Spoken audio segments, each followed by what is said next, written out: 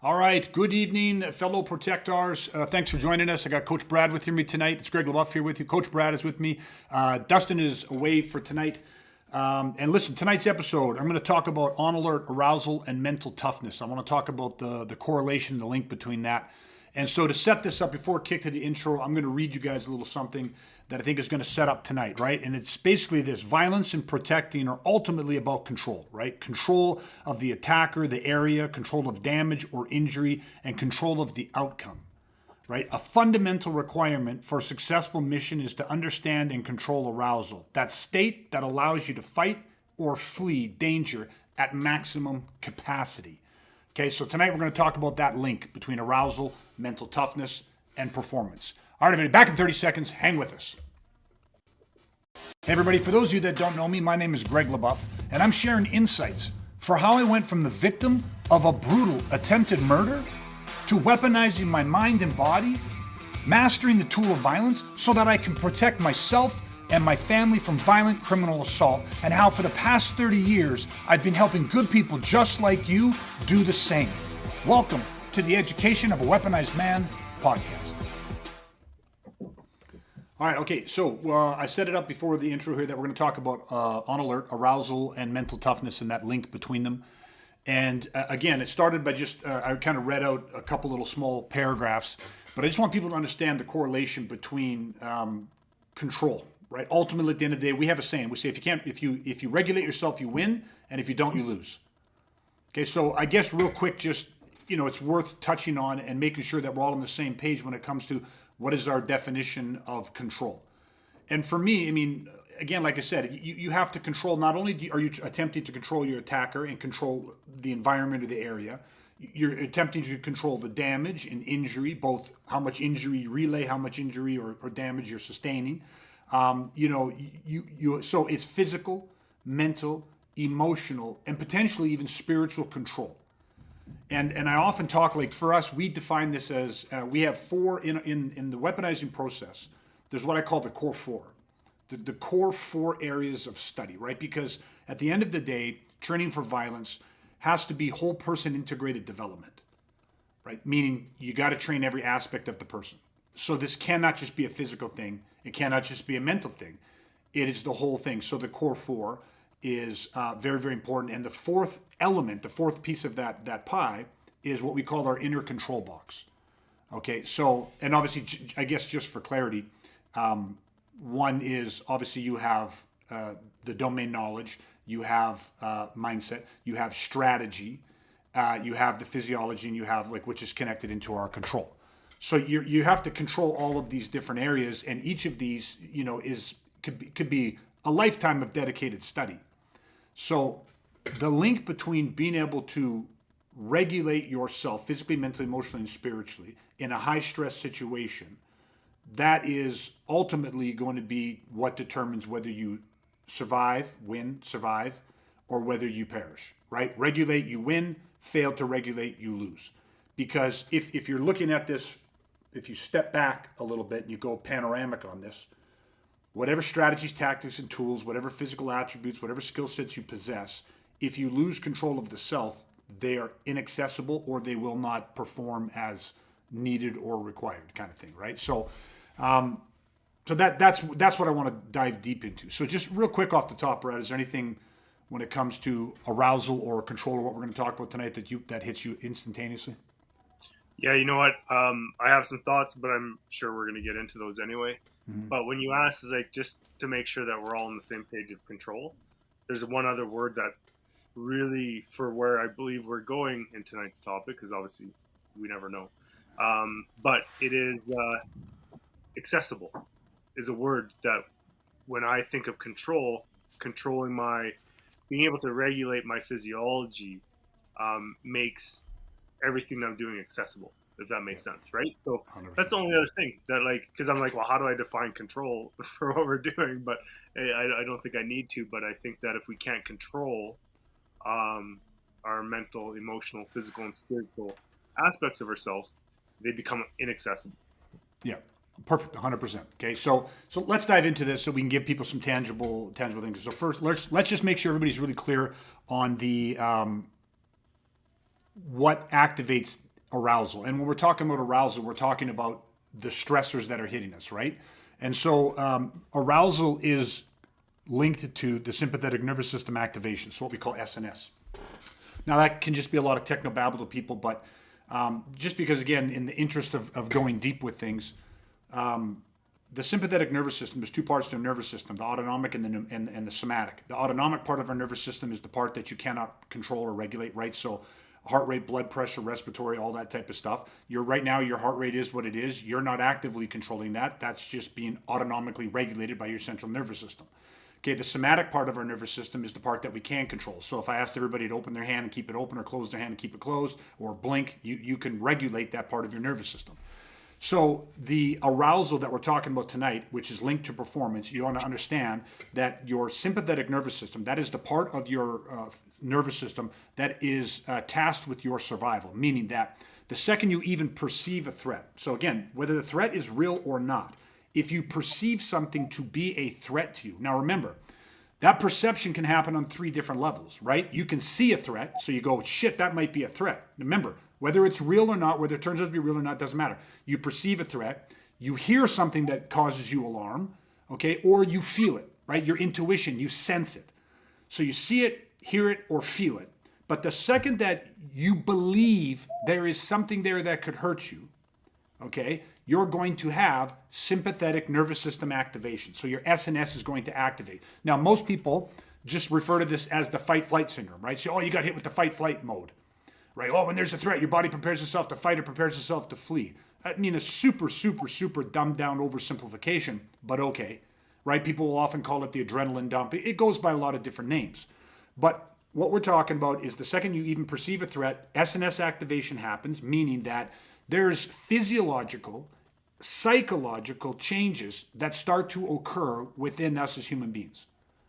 Okay, so that's what, so arousal is the sympathetic nervous system, SNS, or the fight-flight activation. Recognize that then, what happens, what that is a physiological and a psychological changes that begin to happen in the body. Okay, so just so everybody's really clear on what we're talking about, the link between arousal and performance. Okay, now, these physiological changes that happen, that's not what I really want to go deep on in this podcast. We just need people to know that they do happen. Now, I think the other thing that's important is understanding that your innate survival system, so that fight-flight mode or that, SNS activation, every physiological change that occurs in your body and in your mind, well, especially the body, the physiology of it, has survivable value. But what people need to understand, and most people don't understand this, and we can talk a little bit about the impacts of this, is that when your SNS, your fight-flight mode activates, people, oh yeah, the second there's a threat, your body prepares you to fight, it prepares you to flee. Yes, if you can regulate it. Now, there was a time back in human history when we were surrounded by predatory animals, apex predators. Humans were not, humans are not the dominant species on this planet, especially back in the day. Nowadays, because of conscious brain, opposable thumbs, and all that kind of stuff, there's an argument that we are. But we were gatherers, right? So, you have apex predators, you're completely outnumbered, you didn't have the technology and the instruments you have today. The point I'm getting at is that every single time that you went out to gather food, like every day was survival based. So if you saw something while you were out gathering, something that indicated, a predator, an apex predator, if you heard something, a twig snapped, leaves rustling, a low growl, I don't know, anything like that, if you heard something, or if you sensed it, your olfactory, your smell picked up a sense, the wind just shifted and you smelled something, and that smell was had a neural association to being like, oh fuck, danger. It's like your SNS activated, but we would have become far better at regulating that response. So yeah, the fight, flight, yeah, it turns on, prepares me to fight, it prepares me to flee. Yeah, when you're used to it, and when you learn how to regulate it through experience. Okay, so nowadays in modern parts of the world, most people don't, their SNS activation, their fight-flight mode isn't being activated every day. For many people, they haven't experienced it, or they've only experienced it in limited doses over like it's years sometimes or months sometimes. And then when they do experience it, there's almost no need to regulate it because the danger dissipates. Or something else intervenes or whatever it is. So I'm just trying to paint a picture that most people are really, really out of practice. Therefore, they lack regulation. So when this sympathetic nervous system activates, if you are unfamiliar with it and you therefore you lack control of it, these physiological changes can start to cascade out of control. And now they can have a very detrimental impact on your ability to survive. Yet they are all survival based. Otherwise, they wouldn't be part of our innate survival system. But it's like having a car. Your car, has mechanical frameworks and structures and things, and it operates to make life easier for us. It moves us from point A to point B. It does it in the winter. We have heaters and windshield wipers and snow tires, and it's designed to provide ease and comfort, right? Yet, if it's not maintained, or if you have somebody that doesn't understand how to control or regulate the power within those systems, it can kill you. And so sympathetic nervous arousal or SNS activation or the fight flight model, if that activates even off a perceived threat and you have an individual who does not understand how to regulate or control that, then it can cascade out of control and it can fucking kill you. And now you got to remember, we're talking about violence. And when violence is the number one universal human phobia, meaning that 98% of all people that are exposed to interpersonal human aggression mean one human being determined to murder, take the life of another human being. There is nothing else on the planet that equals that stress. Why? Because it's fucking personal, right? So in that high stress situation, you can easily lose control of your arousal, of that state. Okay, so I wanted to set that up because it's so critical to understanding the rest of this conversation. Now, I think, Brad, I want you to throw anything that you have on that, but also maybe I didn't go deep into this, but I think it's worth it. And if you feel like it, you can go on this a little bit. How dangerous? Because I talked about we lose control of our fight flight SNS mode because we go, oh, I haven't experienced that. I when's the last time that activated in a sustained way? But the other side is false interpretation, because that's a very dangerous thing that happens that we could do a whole separate podcast on. But I know over 20 plus years of doing this, we've dealt with this a lot with people that when it activates, they misinterpret their own survival mechanisms. Okay, so I don't know. So whatever you want to throw down range, feel free. Yeah, I could jump off on that for sure, because it is something that we've had numerous conversations with people about on their journeys, because it is misinterpreted. Because when you think about, well, first let me start off by saying this. Your physiological changes or reactions to the threat and to violence that's in front of you is 100% natural. Like you said, it's part of your sympathetic nervous system. It's like these are natural. This is our body's defense mechanisms mobilizing the resources that we have within us to prepare for survival. So all these things, and I know this isn't where we're going in detail of all the physiological aspects of it, but they're there to aid in your survival. But it is that misinterpretation, and I'm just going to come out and straight say it, is very misinterpreted among men, because as young men, I don't cry, I don't feel fear, I'm not scared of anything, and I just I don't want to talk about going straight to condition black and blacking out, because that's a whole other thing that we've dealt with. But it's the fact that okay, I have butterflies in my stomach, and that is something that is really connected to, oh well, I'm scared, I'm feared. No, I don't have that. I ain't no pussy. I don't feel fear. It's like no. Like that's just misinterpretation, because what is really happening, and this is why it's important to study these things when you're talking about weaponizing, because what's really happening is your digestion is shutting down.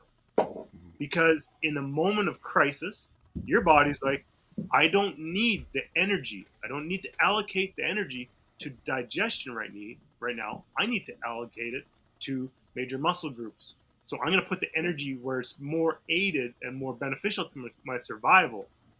But when we say, "Well, you pussy, you feeling butterflies in your stomach," it's like, no, like that's so wrong.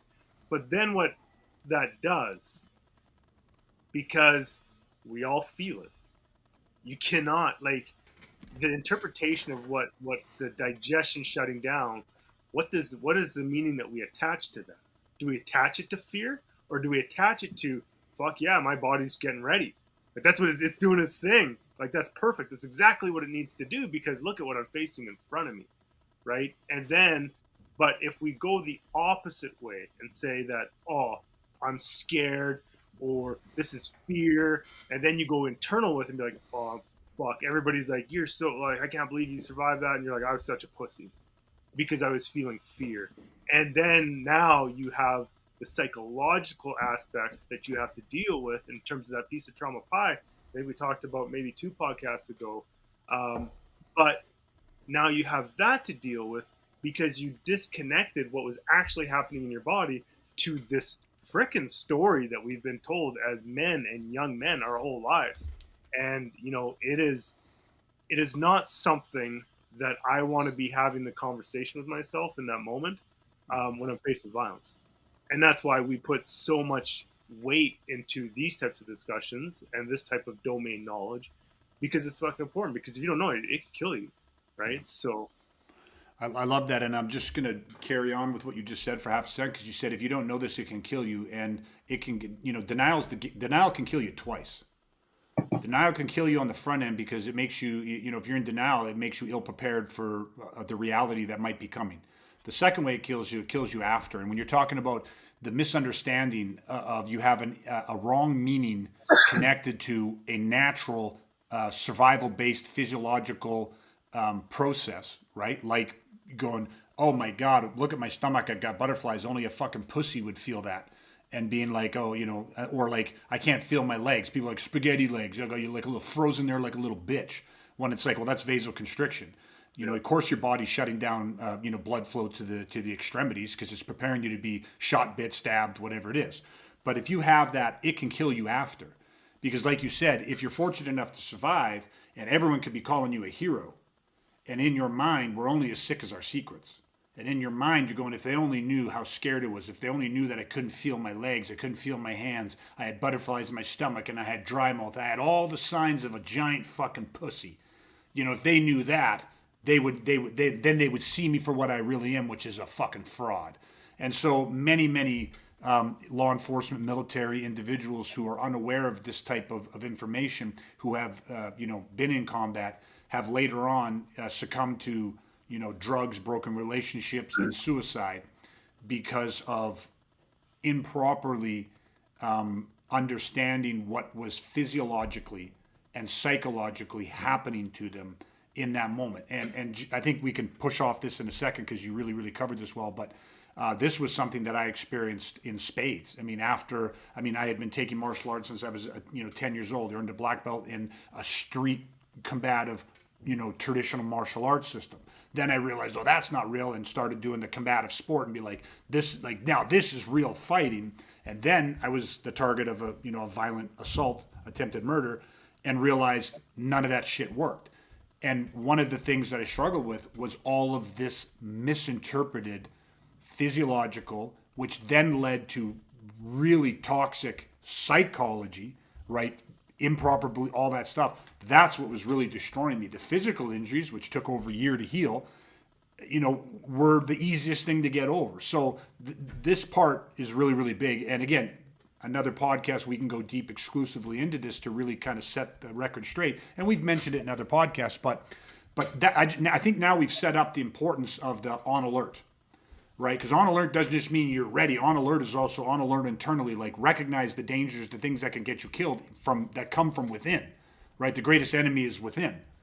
Learn to handle that. Learn to conquer that enemy, the enemy inside yourself, and any external enemy pales in comparison. So I think we've got the setup now between why it's so important. Okay, so really good job on that. So now the next thing, then, let's classify this a little bit. There are 2 types of arousal. There's primary arousal, and then there's secondary arousal. Okay, so primary arousal, very simple.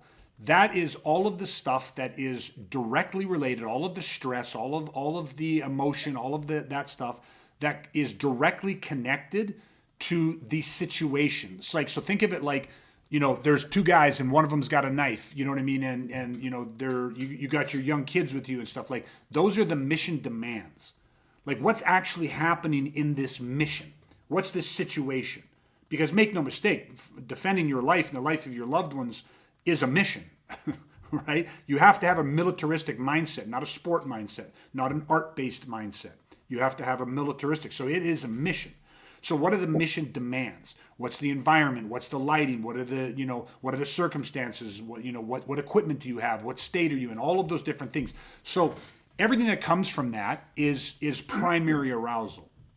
Then secondary arousal is all of the things that are related to how you feel about the mission demands, right? So you can think of things like, what would be a good one? Like not feeling like you're confident, not feeling prepared, fear of failure, fear of looking bad, just all of those things where you go, you might have some skill sets, but you go, oh, fuck, what if I make a mistake? What if I fuck this up? It could be like, geez, if I make a mistake and then it's, if I go down, it's my daughter's left like undefended. Like, what would happen to her? Like, you sit now, to me, it's almost like the emotional and the psychology is really starting to be impacted now.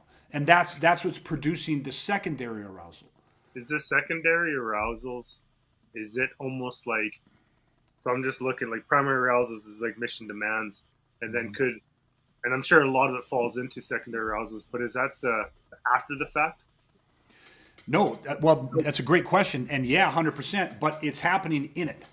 Yeah, I know, but your head's going to like, oh, if I fail, then this. If I don't succeed, then this is a repercussion or an event that now is happening because I did not achieve or whatever. Yeah, but it's happening in it, not after it. Like it's in that moment is what you're feeling, right? Those, remember, are the three systems, right? The emotional system, the psychological system, and then the physical system. So the emotional systems always hit first, and then those feelings become those thoughts. So 100% right. Like in that moment of this thing, it's not going to be a cognitive process. It's going to be an experience because you're going to feel, and if you have self-doubt, so again, everything primary arousal is the performance demands.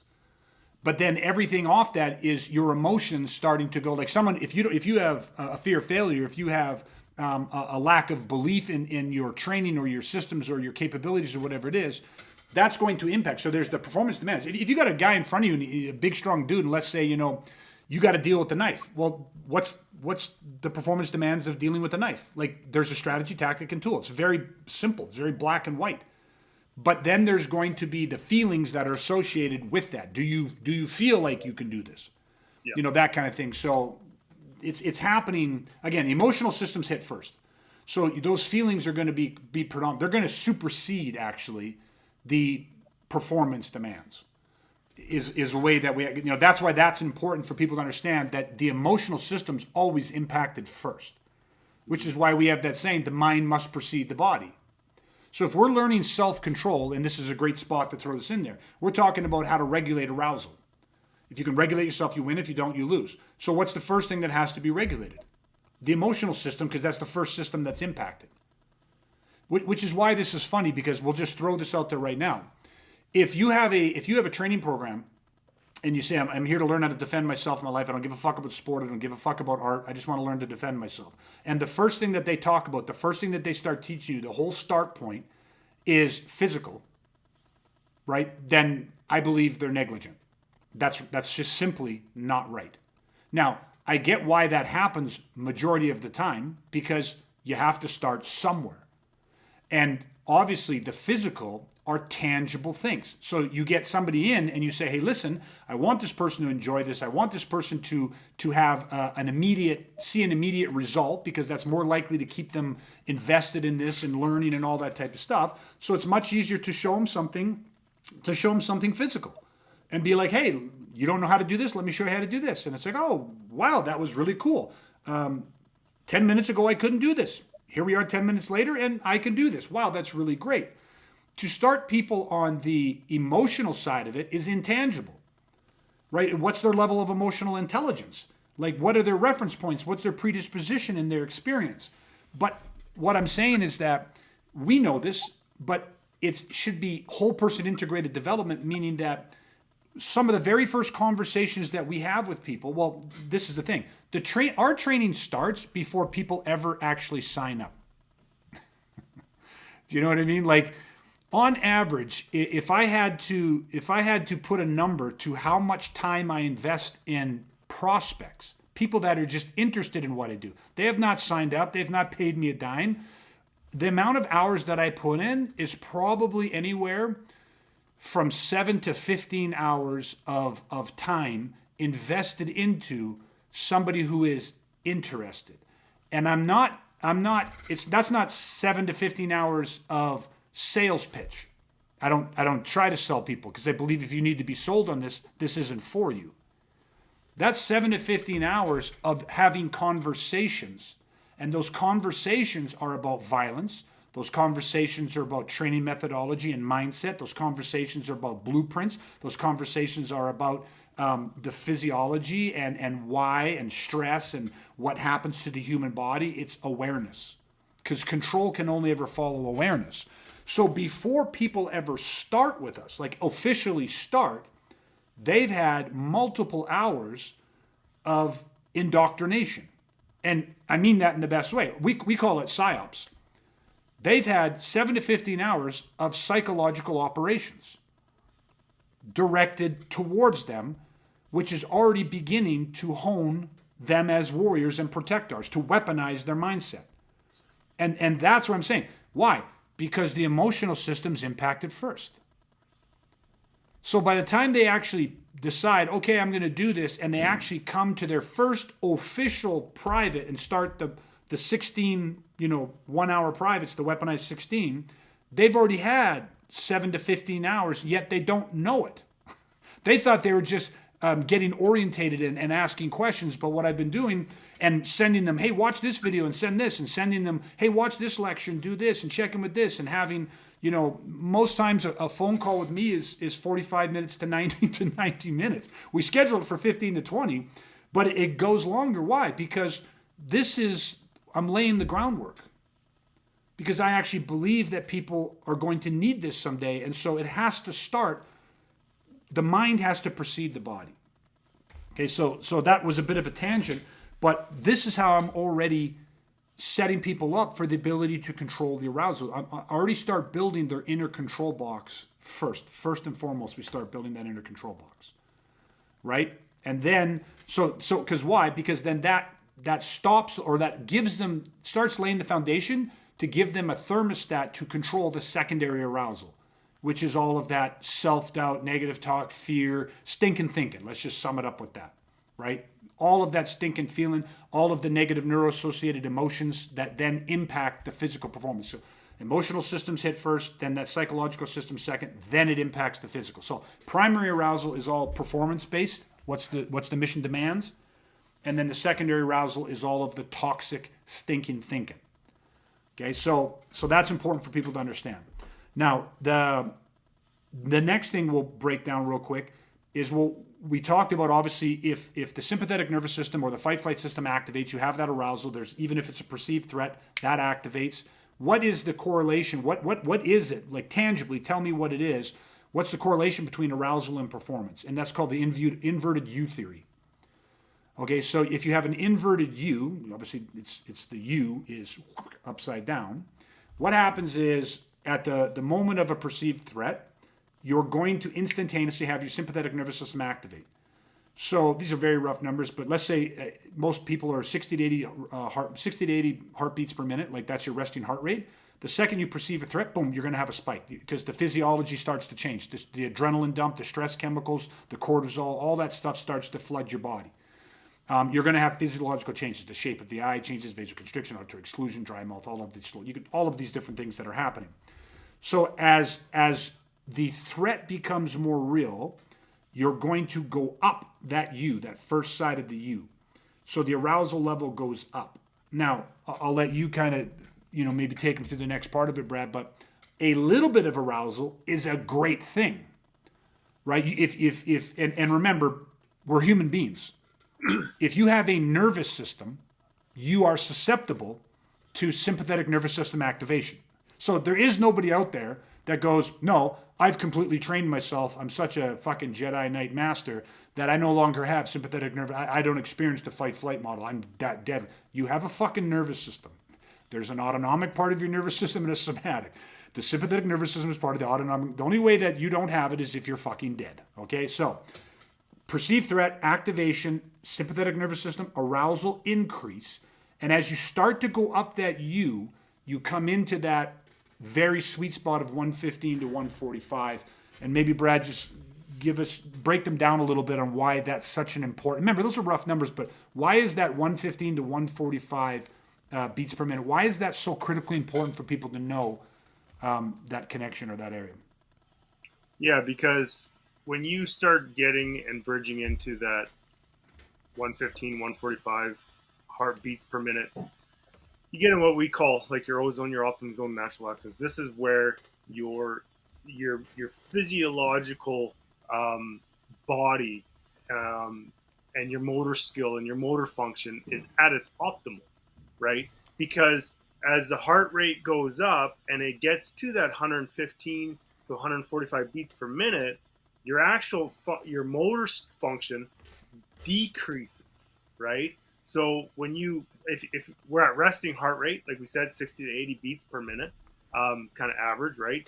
We have all access to our fine motor function, right? Think about getting keys out or writing with a pen and opening a door, like things like that. Like they're very easy to do. They're very tactile and easy to do because we have access to our fine motor function. So when we go up in our heart rate, up in our arousal, we actually decrease from the fine motor function and we get what we call into the complex motor function, which we kind of, when you that little bit of arousal in that zone, you get into that high complex part of the motor function, right? And that is where everything is pretty much in a line for survival, right? You're not just bogged down to just gross motor motion. That's if you keep going up and now you're blowing through the heart rates and you're up to 175 plus beats per minute. You start going over the U and shooting. It's like the cow jumping over the moon, really. And then you get into that gross motor function, pushing, pulling, shoving, things like that and that nature, but you lose all tactile sensitivity and you don't have the ability to do even the complex. And when we talk about strategies, tactics, and tools, the tools that we use, we understand that the tools, they're not fine motor function tools, because we know that I was going to say the majority of people, we know that those just are not accessible. And they are, by controlling our arousal and controlling and making that connection between arousal and that mental toughness, is we know that there's processes, which I'm sure we'll talk about, that gets you to not go through your ozone, you're through your 115, 145 beats per minute into condition black, where you just only could access gross motor function, right? But the tools that you live and die by, those are accessible in the complex motor function range, which is equivalent to about 115 to 145 beats per minute, right? So again, this is domain knowledge. We got to understand that, because again, if you don't know this and it's not even on your radar, it's like, well, then how are you even operating in the face of violence? Like, so.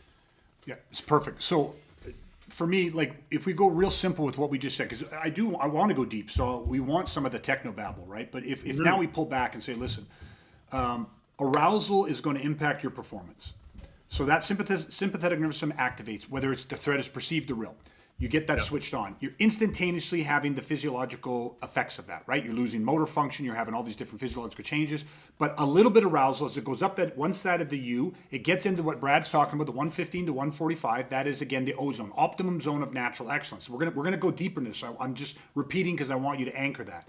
So think of that as your condition red. Now, it's different for everybody, and what we're going to see is that there's different plot points within that 115 to 145. It's going to be very important in a few minutes here, so remember that. Outside of that, if you start getting over, so now you're going up that one side of the U, you hit that sweet spot, that condition red. But if you, all of a sudden, you're losing control, so the threat is becoming more intense, you're having these, again, look at the secondary arousal. You're having self-doubt. You're going, fuck, what if I fail at this? Holy shit, look at the size of this motherfucker, like the complexity of the situation. You go, Jesus, I've got the training, I've got the skill sets, but I don't know if I have them that well. Like, oh my God, the environment, like, I'm all closed in. Holy shit, I'm in a stairwell, and I'm a fucking jiu-jitsu guy, like, fucking grappling in the stairwell against 4 guys, one with a knife. This is not what, like, the secondary, all that negative secondary arousal is driving your arousal levels higher. So it's driving it out of that sweet spot, that condition red.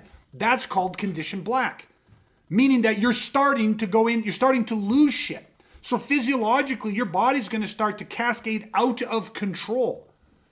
Okay, think of it like a Formula One driver whose car starts to go out of control.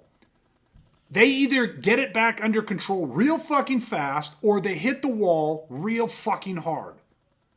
Okay, so you're going into condition black. Now that's approaching the top of that inverted U.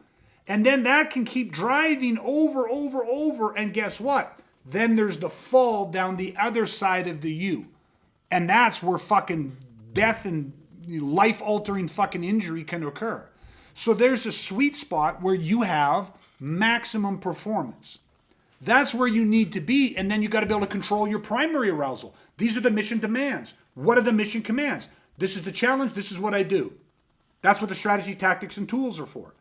So very important to understand that arousal is a critical part of learning to weaponize yourself. And so you got to learn to regulate it, but you also got to understand that, like, again, the misconception that you should have no arousal, like you should be calm and stoic, and that's warrior-esque, and doesn't match the physiology of what is real. Okay, so now we have this correlation, this sweet spot, this ozone. And that's kind of what I wanted the bulk of today to be on. So let's break this down for a little bit, because here's something else that people miss. This is one of the biggest things I tell people in the beginning of our training, and I know they don't understand it, and they can't understand it because you don't know what you don't know. But by the end of it, it's like, oh, fuck, I get it. It's not enough to just know what I just said, what Brad and I are talking about that sweet spot, that 115 to 145, or to say, like, what's my optimum? Now, I'm going to give you a piece of terminology. We call it, when you are in your O-zone, optimal zone of natural excellence, when you're in that condition red, you're in a peak state for maximum performance, that is called being clicked in. So you're clicked in to your state, the right state. Brad talked about the high complex motor function. So visually, cognitively, and motor function, those are the 3 main things that are all at their peak in condition red. Okay, so you're clicked in. But now here's the thing. Okay, I'm going to read out a couple of different things for you, and we're going to talk about something. Okay, first I want you to think of a scale of 1 to 5. Okay, 1 being low, like more relaxed arousal, 1 being low, 5 being more towards maximum arousal. Okay, now still within your condition red. So still within your optimum, but 1 to 5. 115 to 145 beats per minute, 1 to 5. Lower arousal, more relaxed, but still got that just enough of that arousal. That state is there. And then 5 being max without going into condition black. Okay, so 1 to 5. Now, if I talked about the act, like, let's say wrestling. Okay, just think of it as like an Olympic sport, but wrestling. Putting, right? So on the golf course, putting.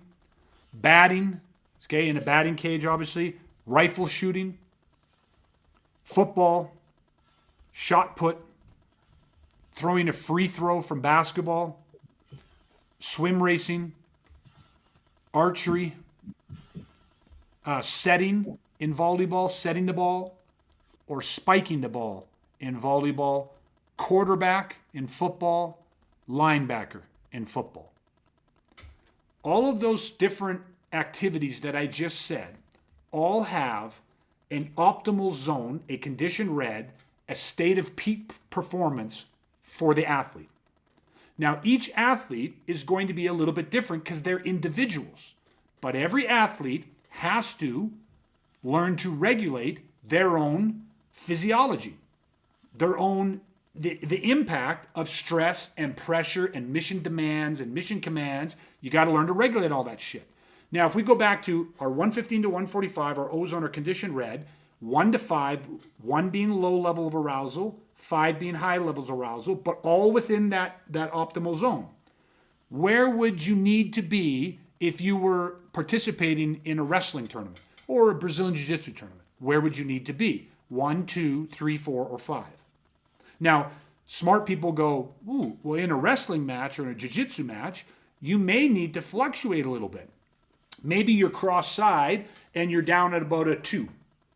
Because the guy's trying to get cross-side, your elbows are in, you're staying tight, and all of a sudden, the guy makes a move to go for mount. And he's a little bigger than you, he's heavier than you, so maybe all of a sudden your arousal level goes up to a 3.5 or a 4 because you're like, listen, I'm going to put up a little resistance here because I don't want this guy to get mount. Okay, so where would you need to be when you're wrestling? Where would you need to be if you're out on the green trying for a difficult putt shot? Where would you need to be if you're batting? What about sniping or rifle shooting? Long range. What about, let's go to, shot put? What about, doing a free throw, getting fouled in a basketball game? So you're breaking up and you get fouled. Now, is there a difference in your arousal state when you're, busting up the court and all of a sudden you're standing at the free throw line? Does that athlete need to adjust where they're at, the plot point within their optimal zone of natural excellence? Right? Archery, you get the difference here. Swim racing, volleyball, the difference between setting the ball and spiking the ball, quarterback versus linebacker. So hopefully this is a broad enough spectrum that people start to go, okay, I get what you're talking about. Now, if you're a quarterback in football, you're not in the first half the quarterback and in the second half the linebacker. Sure. You don't switch positions like that. Even in basketball, you have a set position. Now, you can go to the free throw line because you were fouled. But the point is, you're typically in a lot of things, if you're an archer, then you're shooting in an archery competition. Now, they can change it a bit. I think, what is it, decathlons, where they have to they ski, and then they have to drop, and they have to shoot targets. So they're going from different states. They're going from an intense physical performance, and all of a sudden dropping down, having to completely relax, regulate, breathe in, and take a very steady, controlled shot. So you're seeing how they have to change their state. Well, in violence, how many times do you have to change your state? And if we just do this to keep it basic and relatable, there's 6 elements. There's kicking, so kicking range, punching, close quarter combat, ground fighting, there's weapons, and there's mass attack. Now, you can have mass attack and kicking. So that means multiple people kicking at you, multiple people punching at you, multiple people in close quarter combat, multiple people trying to stomp you on the ground or rip you apart. You can add the weapons and the multiple people in kicking. You get what I mean? Like, these things can cross-pollinate. And matter of fact, they do, which is what we call mutations. I mean, that's the nature of violence. Violence fucking mutates. Violence isn't fair. Violence never fucking asks. Violence is never going to be easy. Violence, and the people that use the tool of violence, don't want to win. They don't want to lose. They don't want a fair fight. They're not looking for a fight. They're looking to destroy. So I pointed that all out because in the span of a 20-second violent encounter, how many times would you potentially have to change your plot point or change your state, click into a different state, a different ozone, optimal zone of natural excellence? How many times could that could potentially happen in 20 seconds? And what you'll probably find out is there's very few other things on the planet that have those types of high demands. So if your training doesn't address this, I mean, again, it doesn't give you an inner control box. It doesn't give you the skill sets. Again, the personal psyops. Personal psyops are the tools that build the inner control box, that build the thermostat that you have to give somebody, give a warrior, so that they can access that and actually adjust the thermostat, regulate themselves. And then the training has to condition, viscerally impart, not intellectually teach, viscerally impart the ability to click into different states, different ozones, as fast as you can fucking blink. Because as shit mutates, you have to change. Right? So where do you need to be when you end up on the ground in a violent situation, whether that's 5 guys standing up trying to boot stomp you or one big motherfucker or, whatever it is. Where do you need to be? Where do you need to be when you get into close quarter combat? Where do you need to be when you're out in long range? Where do you need to be if you're utilizing environment? Where do you, all of these different things, where do you need to be to utilize global vision, global and local, and understand how to shift back and forth? These are all simple basic skill sets that are absolute, requirements to protect yourself in a violent situation. Yet most people are taught physical skills, right? How do I kick? How do I punch? How do I elbow? How do I, do an arm bar? How do I do all these things? They're taught those things, and people think, oh, if you can do that, the rest is automatic. The rest just comes with it. Nothing could be further from the truth. The mind must precede the body, not the other way around. And even if we just said, listen, it's true. If you work the physical enough, everything else comes. Everything. Even if I believe that to be true, which I don't, but even if it was, it is 100 times longer of a process. Way fucking longer. For that to actually happen. Where you can teach the mental on the front end. The mind precedes the body, educate the mind, weaponize the mind, train the mind, and everything else is easy. The physical is easy. It's the mind and the physiology and the psychology and the regulation of that secondary arousal that is the true trick. That's the true art, right? That's where people go mental toughness. Well, where's mental toughness more connected to? The primary arousal, which is physical performance, which mental toughness has an impact on physical performance, without doubt. Or is it the secondary arousal, whereas people losing control emotionally, psychologically, and spiritually? And they're collapsing there. And what drives arousal more? Right? So, I don't know, anything off that, Brad, that I missed or that you want to go a little deeper on? Yeah,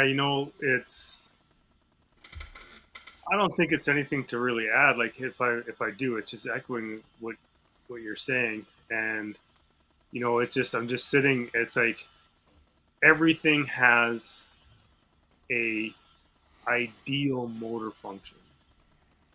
And that falls within that plot plan, right? And it's like, if we don't educate those things on the physical level as well as on the mental and emotional level, then how do you know how to use them? Again, I said at the beginning, I'm like, access is everything. So if you can't if this is the tool and it demands to be used this way, how do you access it if you're trying to use it in a completely different fashion? You're not going to be in your ozone. You're not controlling your arousal. So it's just not, it's one of those things, it's detrimental. And if it's lacking from anybody's training, it's like, well, no, there has to be the fluctuation. Yeah. Because not everything is equal. 100%. And here's something else that I think is real important to put this out there, because again, this is part of it that is so often overlooked. When we're talking about the ability to regulate, to build this inner control box, right? And again, that sounds like there's these, and it's true, there's these tangible skill sets. So it's easy to teach people, here's the skill set, here's the training methodology, here's the domain knowledge, and so you can learn this. 100% true. So it's always like, you need the correct information, not just information, you need the correct information. Then you have to have the proper implementation. That's really where coaching comes in. Somebody that helps you implement. But here's the most important thing, the third piece, which again, a lot of people miss, it's customization.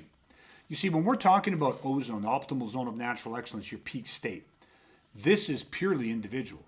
So even though Brad and I, we put ourselves into 2 different violent situations, we're not together, each guy's working his strategy, tactics, and tools to defend himself and his family.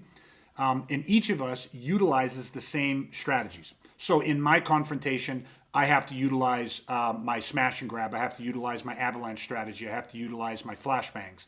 So I have 3 different strategies. You parallel that, maybe in a different sequence, maybe for different durations, but maybe different intensities. But you also use those three same strategies, same tactics, same tools, right?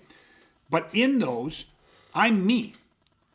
Like I'm me, mean like there's a part of it like nature of the skill and task, complexity of skill and task, the experience you have, and then the individual characteristics.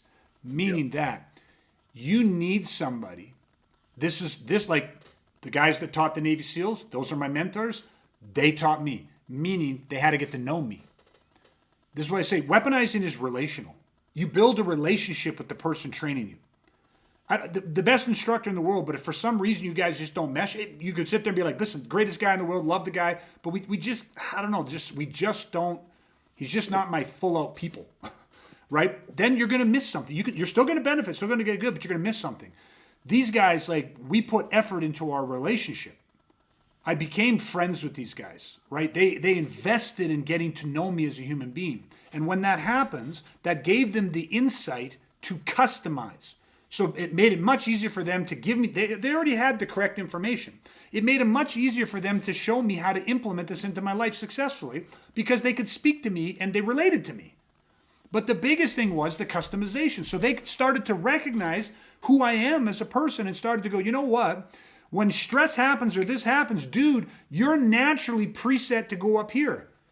You're naturally preset to go, everything goes 4 or 5 for you, which is then very easy for certain things to go 7, 8, 9, 10, which is cascade into condition black. So we're going to show you the specific inner control box techniques and strategies and tools that help you come down. We're going to help you change and shift some of your beliefs and your perceptions so that we balance that part of you, so that you don't always end up in the state of over-arousal. Do you know what I mean? And just in layman's terms, imagine having a guy who's got a very quick temper. Well, he's got to learn how to regulate the temper because that quick temper can serve him in the moments that he needs to go 5. But sometimes he'll go 7 or 8, which is too much. I mean, there is such a thing as too much of a good thing, right? So, or you have other people that are naturally a little bit shyer. They're a little bit more sedate. They're not so quick to act. They're quicker to go, let me think about this for a sec. Let me weigh this out. Let me pro and con this a little bit. Say, dude, your arousal when stress hits you, you actually are underwhelming. And so now we got to show you how to move up. Imagine trying to teach this to a group class of even 15 people. Now you're teaching general terms. You're saying, listen, I'm going to inoculate everybody against the complexity. So we're going to blueprint you guys, show you so that when the complexity of the skill or task won't bother you, right? I'm going to give it to you so that, I'm going to give you all the capabilities for these skills and tasks.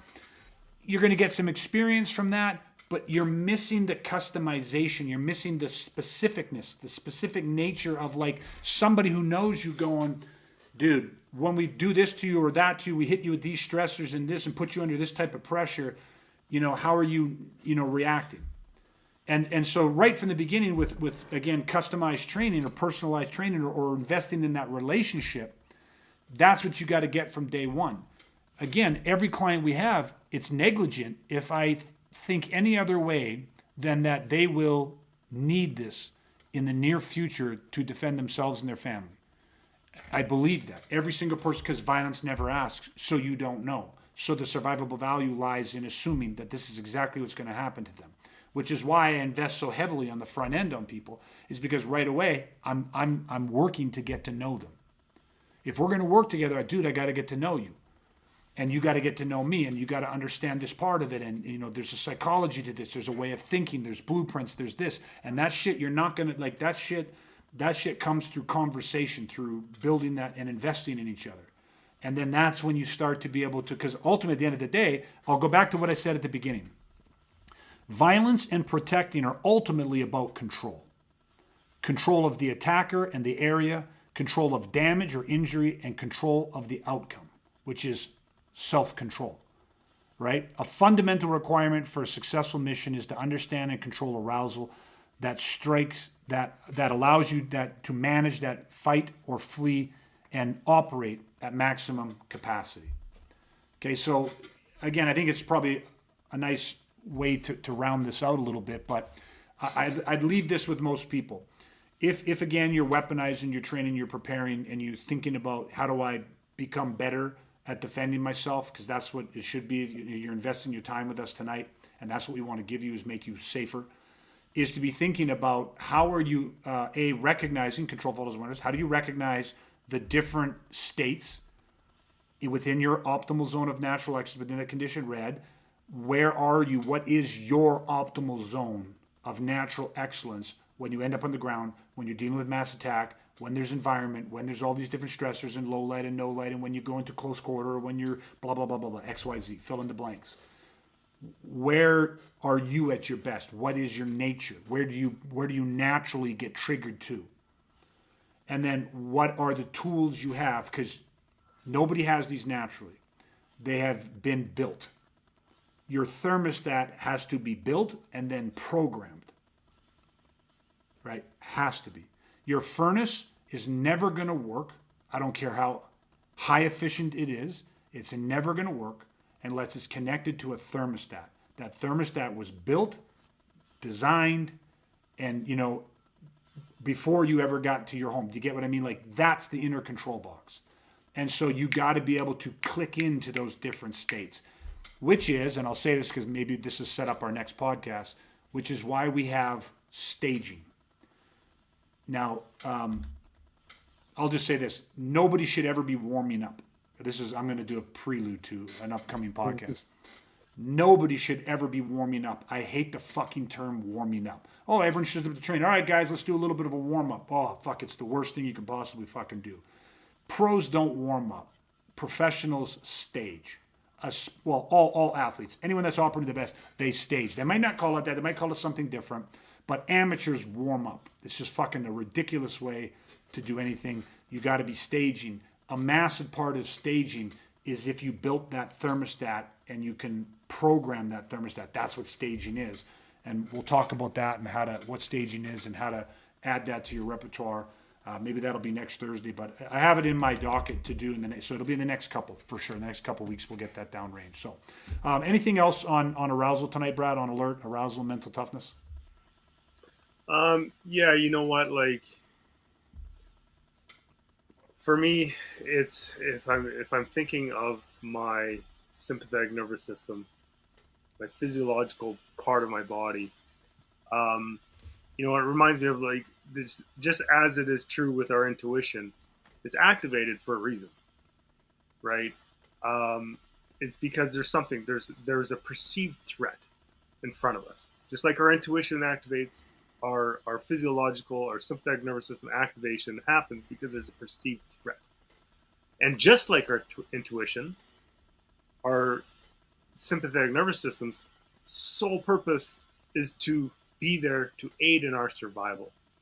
And, I say that because I reiterate that, but it's one of those things. It's like, what you experience is natural. All of it. It's all natural, right? It's your natural reactions to the combat situation, the combat stress, the threat that's in front of you, right? And whether you're like, actually, I'm kind of calm here, that's natural for you, right? Because our body is in so much more in tune than our mind sometimes, right? It's like, well, maybe it didn't warrant a higher level of activation. Gave you some awareness, but you just, maybe you just leave egress, whatever happens to be. But if your body has a higher reaction to it, that's also normal, right? And it's one of those things that it's like, it's there for your survival. And we should be thanking it and not criticizing it when we are reflecting upon it, right? So that's where I would leave it. I always like making that point because we say control follows awareness. And if you don't know that that's what it's for, it's very easy to have that become psychological trauma, right? So. Yeah, misinterpretation. Yeah. Yeah. For me, this just hit me as you were talking to, but I'll try to do this very, very quickly. The first time I actually felt like a warrior, and that's a bold statement, but it's very critical because you can't outrun or outperform who you truly believe yourself to be. The very first time that I actually felt badass, like my instructors trained the Navy SEALs, right? They trained the CIA, FBI, DEA. These guys have worked with fucking every, all these tier one operators and stuff. I see these guys. I always wanted to be these guys. You know what I mean? Their level of control and killer instinct and all this stuff. Like, I mean, for the longest time, I had them on a pedestal. And it was them that taught me that you never put a man on a pedestal. Because if you have a man on a pedestal, you'll never be able to do what he does. It's okay to respect a man. And men should respect a man, like in that's earned. But they taught me how to first take him down off the pedestal and respect him. But then that made it what one man has done, another can do. And so that was the first gift they gave me. But the first time I actually felt like a warrior wasn't the first time that I used my physical skill sets to fucking defeat violent people. Do you get what I mean? Like to protect, like where it actually went, it went engaged and went to, physical confrontation. That's not the first time. The first time was in a moment where I was outgunned and outmanned. The threat was building, and I was like, this is gonna fucking happen. And yet it didn't happen. But it was right at the point where I'm like, this is about to fucking happen. And it was the first time that I actually felt my internal control box fucking activate and work. I regulated myself. And why, I'll just jump back real quick, because when I was in my violent assault, right, when those guys jumped me and fucking almost murdered me, I had all this physical fighting skill. I was a sparring partner for two professional fighters. I mean, so I was a professional heavy bag, meaning I knew how to take a hell of a beating. But I had no control over the emotional system, which then fucked up my psychological system, which completely wiped out all of the physical systems. Like it was a complete and catastrophic failure. Like a rocket launching off the pad and, before it even gets, halfway to the atmosphere, it fucking completely explodes. And that fucked me because I didn't feel like I was a man. And I didn't feel like I was a man because I got, all the physical injuries that happened. I didn't feel like a man because of all the trauma. Like I couldn't regulate it. I couldn't control my fear. All of that shit that imploded. The first time that I faced what I thought, this was a bad situation and it could have been. But all of a sudden, the fear was there. The self-talk was happening. But there was a counter force.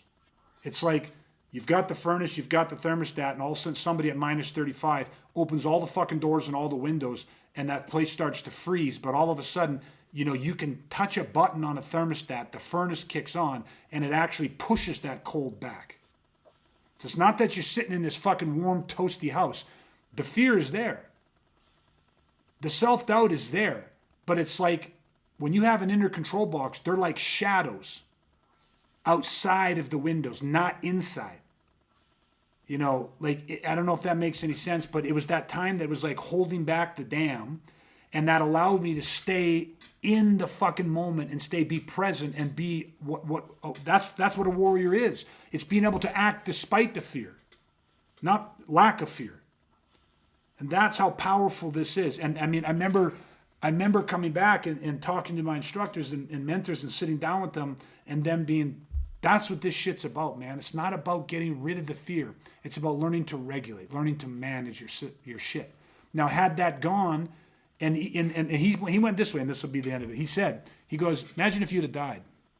And I was like, what? Oh, fuck, thanks a lot. And he goes, no, play it out for a second. It goes physical. And at the end of the day, you didn't survive that. This is what really sat with me. He goes, that's a warrior's death. And I was like, what do you mean? He said, if when that shit's happening, the doors and windows blow open and the cold comes in and it overtakes you, the fear overtakes you, the self-doubt overtakes you, the anger overtakes you, it all causes you to fucking overreact or underreact or do nothing. Whatever it is, doesn't matter. It's all the same shit. It's wrong. It's not good. If that overtakes you and you freeze to death, it kills you.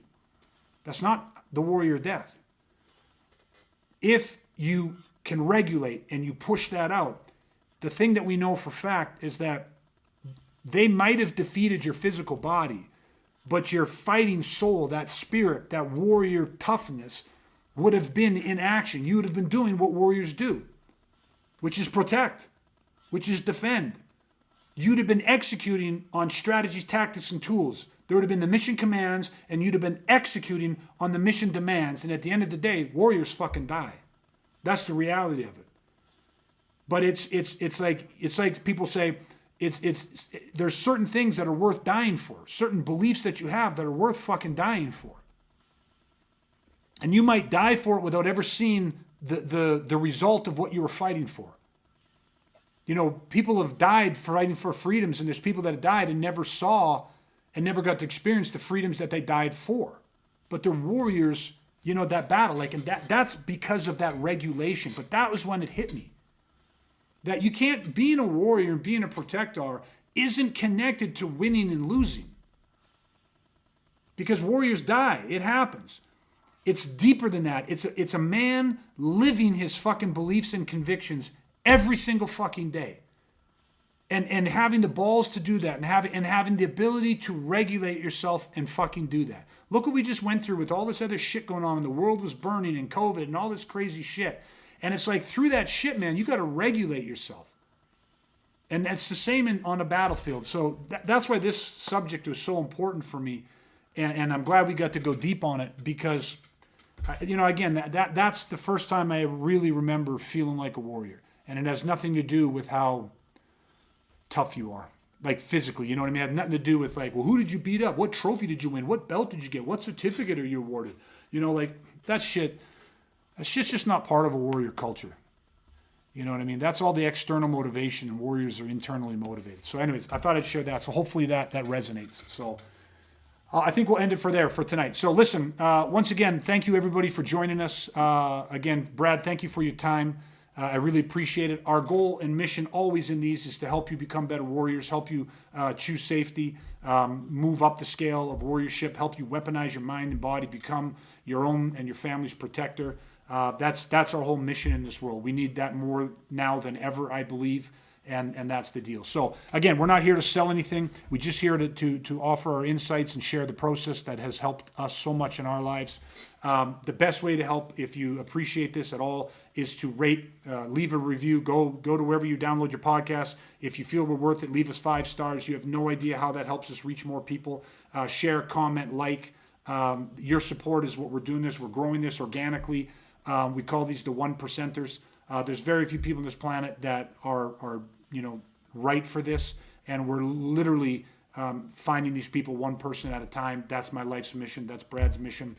So we just appreciate you. It's the greatest gift is your time. Thanks for investing it with us tonight. I hope we earned it, and we deserved it. And that's it, everybody. So until next time, please stay safe, stay weaponized. We're going to chat again soon, everybody.